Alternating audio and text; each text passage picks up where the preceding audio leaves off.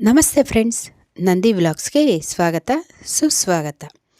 Big boss season 12ರ captain ಕಾವ್ಯ ಕಣ್ಣೀರು. ಮನೆಯಲ್ಲಿ ನಿಯಮ ಉಲ್ಲಂಘಿಸಿದ್ರಾ? ಬಿಗ್ ಬಾಸ್ ಗರಂ ಆದ್ರ?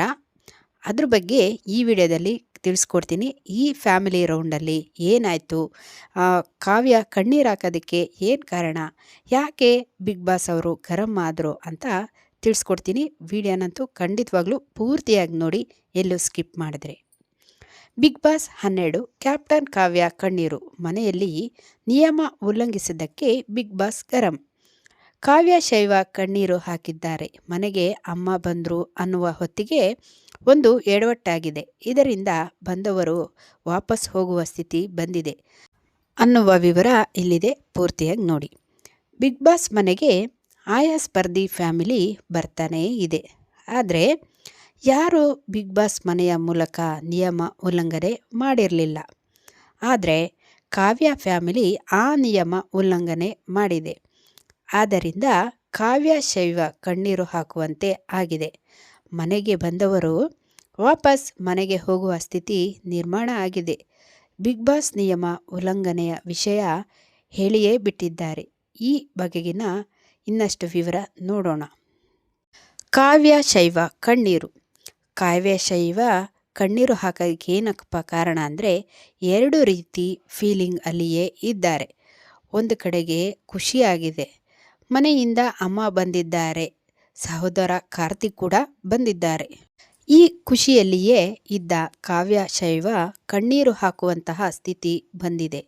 ಮನೆಗೆ ಬಂದವರು ಮಾತಿನ ಭರದಲ್ಲಿಯೇ ಹೇಳಲೇಬಾರದ ವಿಷಯವನ್ನು ಹೇಳಿಕೊಂಡಿದ್ದಾರೆ.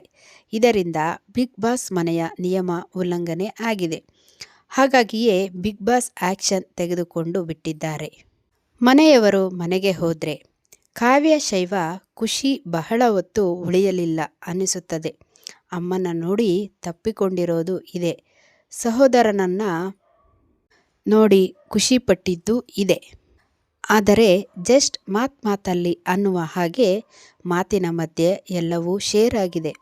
ಇದರಿಂದ ಬಿಗ್ ಬಾಸ್ ರಾಂಗ್ ಆಗಿದ್ದಾರೆ, ನಿಯಮ ಉಲ್ಲಂಘನೆ ಆಗಿದೆ ಅಂತ ಹೇಳಿದ್ದಾರೆ.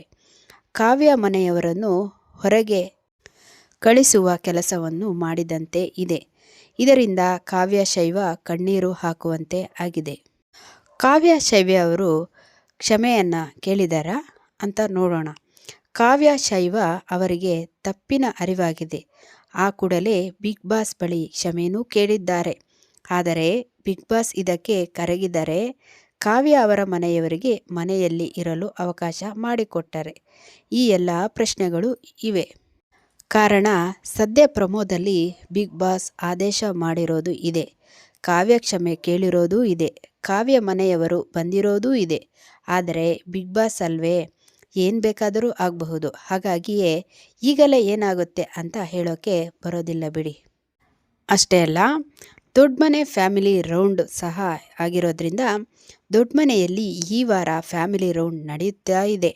ಗಿಲ್ಲಿ ನಟನ ತಂದೆ ಮತ್ತು ತಾಯಿ ಬಂದಿದ್ದಾರೆ. ರಕ್ಷಿತಾ ಶೆಟ್ಟಿ ಅಮ್ಮ ಬಂದಿದ್ದಾರೆ. ಸೂರಜ್ ಸಿಂಗ್ ಅಮ್ಮ ಹಾಗೂ ಅಕ್ಕ ಬಂದು ಹೋಗಿದ್ದಾರೆ. ಕಾವ್ಯ ಶೈವ ಅವರ ಅಮ್ಮ ಮತ್ತು ತಮ್ಮ ಸಹ ಬಂದು ಹೋಗಿದ್ದಾರೆ. ಹಾಗೆ ಇನ್ನು ಯಾರೆಲ್ಲ ಬರ್ತಾರೆ ಅನ್ನುವ ಕುತೂಹಲವೂ ಇದೆ ಅಂತ ಹೇಳಬಹುದು. ನೋಡಿದ್ರಲ್ಲ ಕಾವ್ಯ ಶೈವ ಅವರ ಕಣ್ಣೀರಿಗೆ ಕಾರಣ ಏನು? ಹಾಗೆ Bigg Boss sir Sudeep sir ಯಾಕೆ ಗರಂ ಆದರು? ಕಾವ್ಯ ಶೈವ ಅವರು ಮನೆಯಿಂದ ಹೊರಗಡೆ ಹೋಗ್ತಾರಾ ಅನ್ನೋದನ್ನು ನೀವು ಕಾದು ನೋಡಬೇಕಾಗಿದೆ.